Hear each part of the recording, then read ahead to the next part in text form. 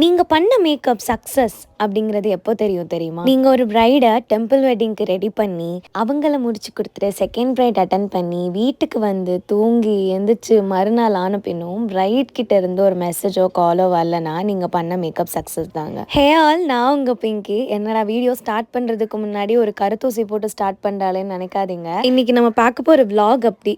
Meet my sweetest client Moni. So இவங்கள தான் அவங்களோட வெட்டிங்காக ரெடி பண்ணி விட்டோம். ஸோ அவங்கள வந்து ரொம்பவே ஏர்லியராக நான் கிளப்பி விட்டுட்டேன் டெம்பிள் வெட்டிங்காக. அவங்களுக்கு முடிச்சு கொடுத்துட்டு அவங்களோட சிஸ்டருக்கு நம்ம வந்து பிரைட்ஸ்மேட் மேக்கப் பண்ணியிருந்தோம். அவங்களோட கன்சர்ன் வந்து என்ன இருந்ததுன்னா, அவங்களா காட்டணும்னு இருந்தது. அவங்கள எல்லோவாவோ இல்லை கிரேயாவோ காட்டாமல் எக்ஸாக்டாக அவங்களோட ஸ்கின் டோனில் ரொம்பவே மினிமலாக அழகாக காமிச்சிருந்தேன். அதுக்கப்புறமா ஒரு பனானா பிரெட் வந்து பிரேக்ஃபாஸ்ட்டுக்கு சாப்பிட்டுட்டு குயிக்காக வந்து செகண்ட் ஈவெண்ட்டுக்கு மூவ் ஆனோம். ஸோ இவங்களுக்கும் வந்து ரொம்பவே அழகாக வந்திருந்தது. இவங்களுமே ஒரு ஸ்கின் ஃபினிஷில் சர்ச் வெட்டிங் லுக் கேட்டிருந்தாங்க. எக்ஸாக்டாக அவங்க கேட்டிருந்த மாதிரி ஒரு சட்டிலான மினிமலான ஒரு பிங்க் நியூட் மேக்கப் தான் கொடுத்துருந்தேன். பிரைடுமே ரொம்ப